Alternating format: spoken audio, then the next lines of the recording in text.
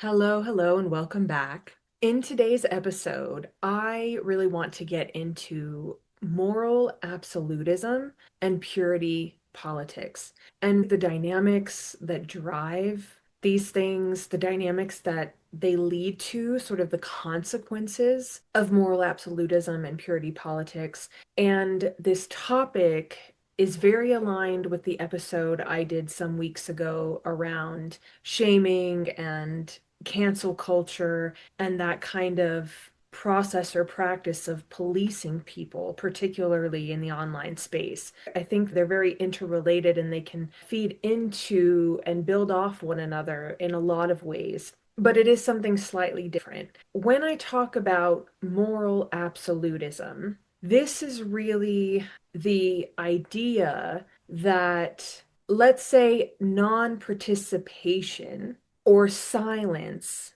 is framed as unethical or immoral, and that it is the equivalent of complicity or an endorsement of harm or violence. And so it's this assumption that if someone is not explicitly stating their view or their perspective on a particular issue, that it means that they are condoning the violence or the harm or the injustice associated with that issue. Now, I think this is problematic because the way in which I'm seeing this is specifically, again, in the online social media space. I'm emphasizing the way this is happening online because what I'm seeing is that so many people in their social media are saying that people who are not speaking out about particular things are on the wrong side of history because they are not speaking out.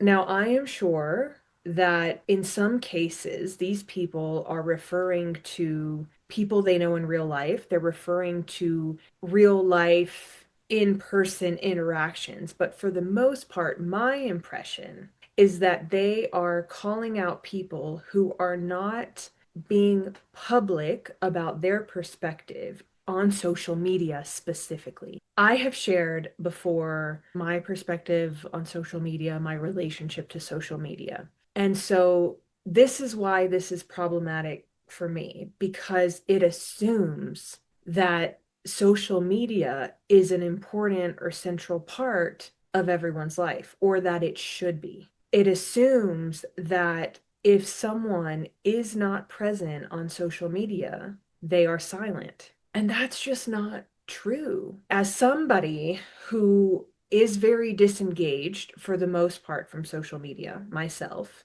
but who is not silent in my own life about the things that I believe in, I know that it's not true that because I'm not constantly talking about a particular thing on social media means that I'm silent about that issue. There is no equivalence there. And I think that we're kind of treading in this, honestly, for me, it's kind of dangerous territory where we are basing our perceptions of people on either their presence or their absence on social media. Because the way that a person shows up on social media is not reflective of who a person is. Maybe in some cases, but not always, not necessarily. So there are some people who are maybe posting about some social issues every single day on social media, but never actually speak about them or do anything about them in their real life. There are some people who are never sharing anything on social media, but are doing a lot of activism work behind the scenes. So we cannot equate the two, in my opinion. And I think that when we begin to have this expectation that there is one way, I'm not even going to say that people are expecting that there is one way that we show up in our activism work or in our advocacy. But when we are punishing people or shaming people for not showing up in whatever way we show up, that is a problem. Again, it is a form of policing, but it's also a form of authoritarianism. It's also a form of silencing, even though the issue that people are bringing forward is that people are being silent, but this way actually encourages more silence. I just read recently on LinkedIn a post, and they were talking about how your activism does not always have to be visible. And I'm going to quote them. This person's name is Zoe Daniels, and they say, visibility can be powerful, but it can also feed into ego. When your activism becomes about being seen, it risks replicating the very same hierarchies we're fighting to dismantle. When the focus is on you rather than the social issue we're trying to address, you risk its integrity. And this is for me why I think it can be problematic to emphasize that a person needs to be visible in their activism, or they need to be speaking up in a certain place, in a certain space, in a particular way, when that's not the only way that we can amplify issues, that we can use our voices, that we can advocate for things that we care about. Social media is not the only place to do that. Again, I've shared my perspective before on this. I actually think that social media is very divisive. I think it is contributing to the division between us. And of course, that is shaped by my own personal experience with social media, which has very much shifted in the last 5 years. And I know that prior to my decision to step away from social media, it was very much a space where I was trying to amplify myself, where even if I was speaking about things that I cared about, that I felt passionate about, that really was coming from a place of ego. It really was coming from a desire to center myself and to be perceived in a particular way. My decision to remove myself from social media is twofold. It is because of this pattern, this shadow aspect within myself that I have very clearly identified and that I do not want to feed into. And because I feel in my own experience, social media is contributing to disconnection and division. I was actually asked a question about this maybe a year or so ago. I was part of a global summit, and the host asked me if I felt that social media was a useful way to amplify issues, or did I feel like it was creating more connection and shared understanding? And I said, no, I think it's contributing to divisiveness. I think it is amplifying propaganda and one-sided views and echo chambers and silos where we are very much engaging primarily with things that reinforce our own perspectives, our own values, and we are using it as a means to demonize anything with which we do not agree or do not understand. We are being presented with very biased information, first of all. And we are allowing social media to kind of perpetuate this division between us, but also this disconnection within us. I do generally have some kind of aversion to technology, and I always have. Like ever since I was young, I had some kind of resistance to new technology, technological advancements. Even when smartphones first became the norm, I waited maybe 4 or 5 years before I had one myself because I had this intuitive sense that having a smartphone and having access to all of these different things in my hand was going to amplify my disconnection from myself. That instead of sitting in silence, instead of being contemplative and reflective, I would fill the empty space with scrolling, with games, with looking things up, watching videos, whatever it might be. I knew that it would create a disconnection within me, that I would not put as much importance or emphasis on my own relationship with myself.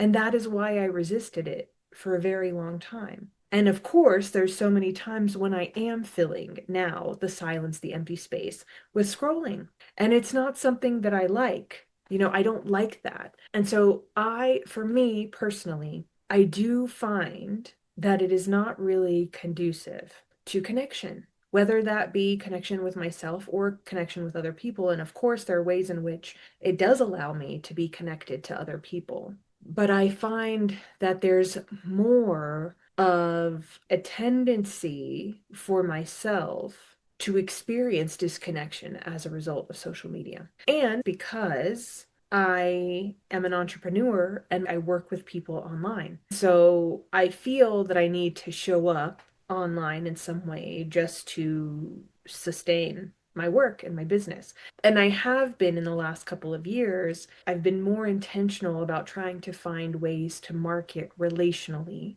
to do offline marketing so that I can remove myself from social media more and more. So this is my experience with social media. And this is probably why I really dislike this kind of rhetoric around the expectation or the necessity that people be online or that people be visible in their activism, or that people be specifically advocating or speaking about something on social media. I don't think that's necessary. And in many ways, I personally feel it can actually be detrimental and damaging. So, this is the perspective that I'm coming from, the sort of bias that I have about this is shaped by my own relationship and view on social media, right? So when I see people equating a lack of social media presence or a lack of publicly speaking about an issue on social media specifically, I think this is harmful because it is contributing to this shaming, to this policing, to the dynamics that are at play within cancel culture.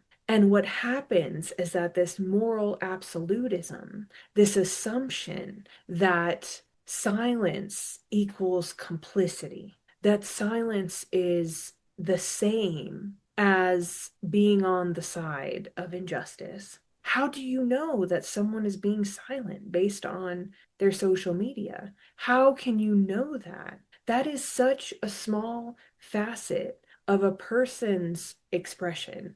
And for some people, it is not at all a facet of their expression. And maybe they are somehow present on social media. But again, just because somebody doesn't speak about a specific topic on social media does not mean that they are silent about that issue. It's only one way to amplify an issue. It's not the only way. And some people find that it is very useful and productive to amplifying an issue, to creating awareness around a cause, to bringing people into the fold of understanding certain things that are happening in the world. But some people don't feel that way. Like me, I don't feel that way. So why would I prioritize using it as a form of activism if it's not for me useful to do so? And I'm not saying that it isn't useful at all. I'm saying that for me personally, it is not a way that feels productive. And part of that is because I understand my own relationship to it. I understand how performative I can be when that is the expectation placed on me. I understand how I can use social media to feed my ego. I understand how an issue can become about me being seen and being seen in a particular way. So I would rather not engage with it in that way because for me, that's not useful or productive. Now, moral absolutism, here's the thing, it's like it can lead to performative morality, which is exactly what I'm talking about, the way that it tends to show up for me, where whatever it is that we are taking a stand for publicly takes on more importance then our relationship with ourselves, our relationship with other people in real life, our private reflection, our lived expression of being in integrity and in congruence with our convictions. Moral absolutism can lead to performative morality, where we are speaking about something just because there's an expectation to do it, not because that comes from our heart or from our own conviction, but because we are fawning, because we are trying to be accepted and to be liked and to have people perceive us in a particular way. Or we are, somehow putting ourselves in a position to seek recognition, applause, to have a particular reputation. And when we are engaging with social issues from that kind of motivation, we are doing ourselves a disservice and the social issue we're speaking about a disservice, because it is no longer about that issue, as this quote that I read from Zoe Daniels. Visibility can be powerful, but it can also feed into ego, because if our activism is about being seen, then we risk replicating the same hierarchies we're fighting to dismantle. And so, again, this is really about the things that I'm always talking about. How have we internalized oppressive dynamics to the extent with which we replicate them without conscious awareness? Prentice Hemphill, who I really admire and respect, said on their social media that some of us, we're not being silent, we're being quiet. And quiet can be a reflection of discernment. We're being discerning about how useful it is. To what extent is it actually useful to be shouting from the rooftops of social media? Is it useful or productive to engage in certain dynamics, to try to argue with certain people about certain things? There is a difference between being quiet and being silent. And for some people, the absence on social media is not silence, it's discernment.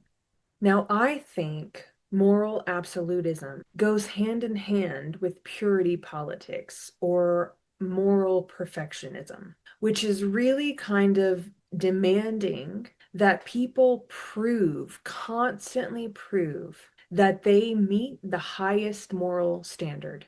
And any deviation from the expectation of how one should show up is framed as betrayal or dissent or complicity. And so, again, this is like a form of policing, that you have to do things in exactly this way to prove that you have some moral code, that you are ethical, that you actually care about justice and liberation. And if you don't do these exact things, then you're part of the problem. But from my perspective, that approach is problematic, because we are reinforcing these colonial oppressive dynamics by expecting that people have to behave in a particular way to prove that they're good. This feeds into performative morality. We're actually just encouraging people to be fake, to perform,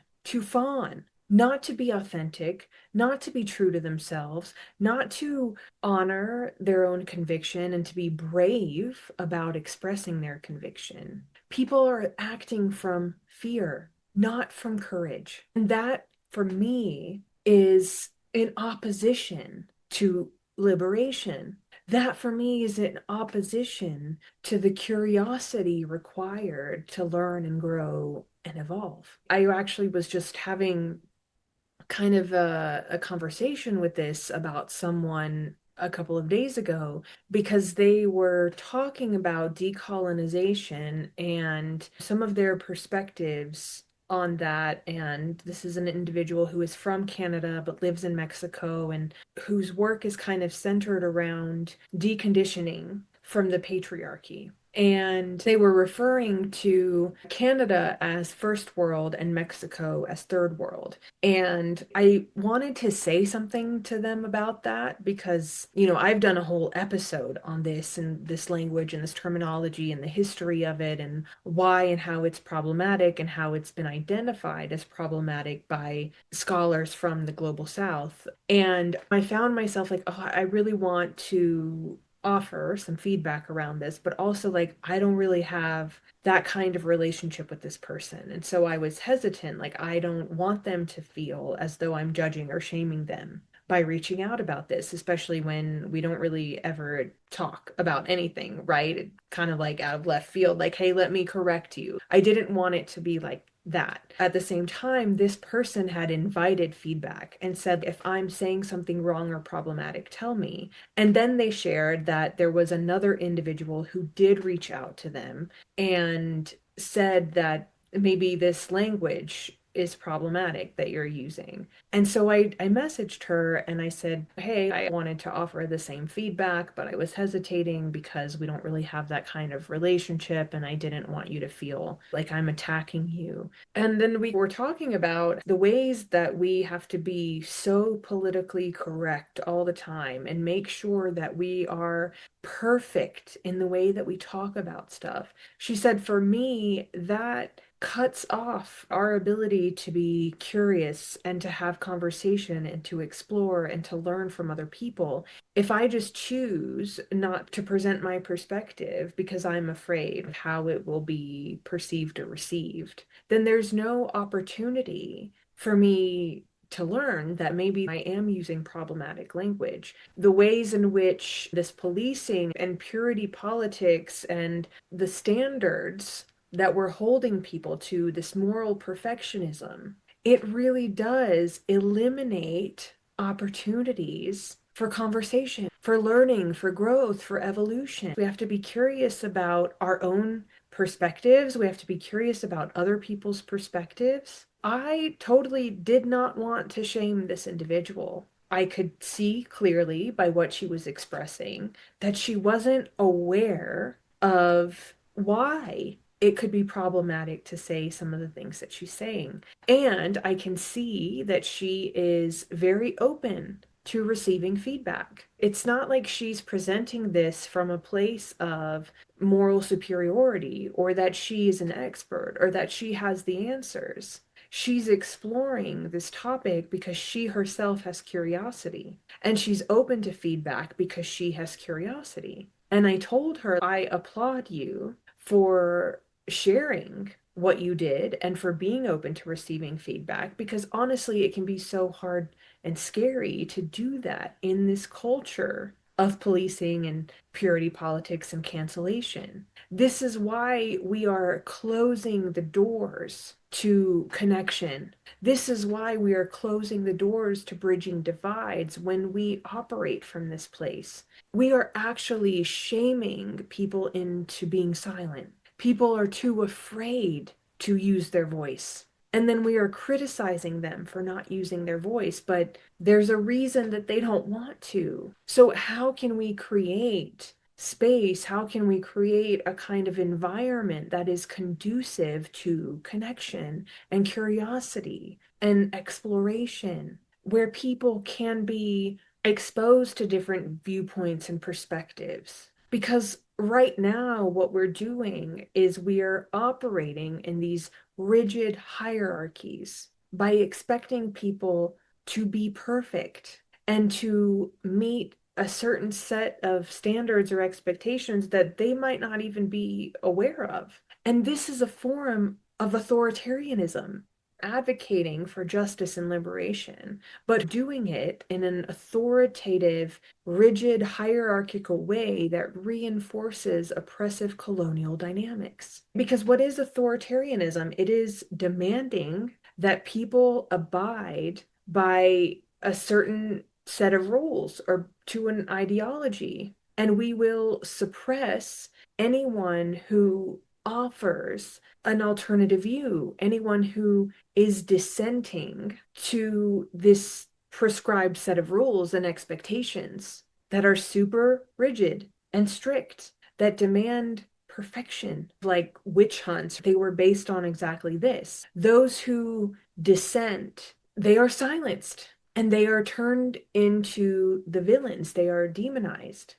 We are persecuting people who are doing things differently than us, even if they're aligned in values. We are silencing people who are not speaking exactly as we expect them to, and who are not saying exactly what we expect them to. We are feeding into a fear-based culture, colonialism, and dehumanization, and the patriarchy. All of these systems, they're rooted and based in fear. Fear of the other, fear of difference, fear of the unfamiliar. And we are perpetuating that same fear by ostracizing and excluding and outcasting anyone who isn't perfectly aligned with our strict set of standards and rules, and people who are not explicitly following our rules. Because any quote unquote wrong step that a person makes or takes becomes proof of their moral failure rather than an opportunity for learning, for growing, for evolving. We cannot create the world that we desire if we are operating in these dynamics. We can't achieve liberation for all when we are silencing and oppressing and ostracizing people. I'm in this business program with one of my mentors, and a big part of her body of work is about uncensoring our wildest wisdom. And she does a lot of sort of rituals and visualizations in the process of helping us attune to our wildest wisdom. And so I was doing this visualization that she was guiding us through. And I saw the scene from The Little Mermaid, where Ursula has turned merpeople into these sad creatures that are kind of like dark and wilted. I don't know how to explain it. But she talks about these poor, unfortunate souls, and she's literally has transformed them into these sad, shame-filled creatures. And so I envisioned myself walking, and I saw all these creatures that were exactly like that image. And then I walked through this door, and suddenly I was in this open field, and there were these circles of people gathered together, and they were sharing their stories, and they were connecting and holding space for one another and being very vulnerable together. And there was so much love. You could just feel the love between everyone. And for me, this is very reflective of the work that I'm doing. So it's like those little twisted, shrunk creatures that are in shame. We cannot achieve the world we envision, the world of all these people gathered together, connecting in circles in solidarity. We can't reach that vision if we are not willing to look at the ugliness within us, the parts of us that are these shrunken, shame-filled creatures. If we cannot look at those parts of ourselves honestly, if we can't face the dark, ugly aspects that live within us, we cannot reach that beautiful vision on the other side of the door. And for me, that vision on the other side of the door, I know exactly what inspired that. It is a quote by Rumi that has been in my mind and on my heart for years and years now, that for me is central to the work that I'm doing, the approach that I'm taking in my work. And that quote is, out beyond ideas of wrongdoing and right doing, there is a field. I'll meet you there. When the soul lies down in that grass, the world is too full to talk about. Ideas, language, even the phrase, each other, doesn't make sense. Can we meet each other in the field where ideas of right doing and wrongdoing don't exist, where in fact even the phrase each other doesn't make sense, because in that place we are one. We are actually so interconnected that we cannot play this game of distinguishing you from me, us from them. The concept doesn't even exist to us in this field beyond right doing and wrongdoing. And the only way that we can reach that place is by looking at the parts of us that are perpetuating and replicating harmful dynamics, even in our desire to seek justice, to pursue liberation.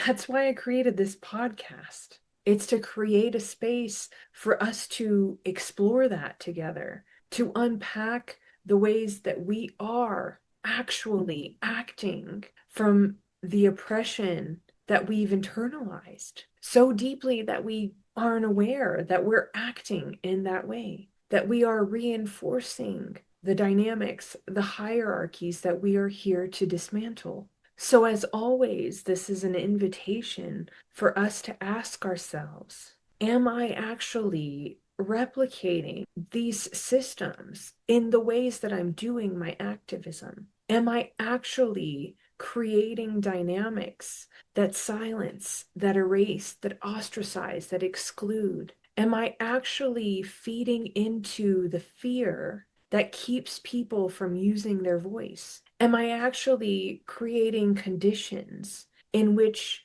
people don't feel they have the capacity to act on their conviction? How are we actually at war with ourselves in the ways that we move through the world? How are we actually engaging in dynamics that distance us from the parts of ourselves that need to be looked at and met with love and compassion? How are we projecting in some ways of seeing what is wrong in everyone else rather than having the courage to be honest about what might not be aligned within ourselves? And can we be honest with ourselves about the ways in which we are maybe not actually acting in congruence with our deepest convictions, even if that's what we really believe that we're doing?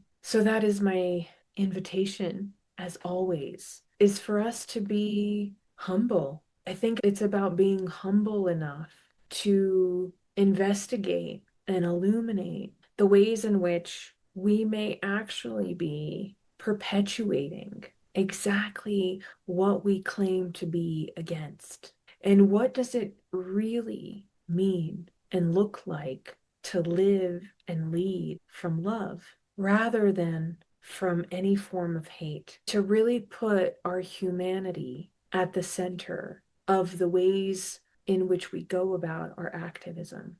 So I'll leave you with that, and I will see you back here next week for another episode of Leadership That Liberates.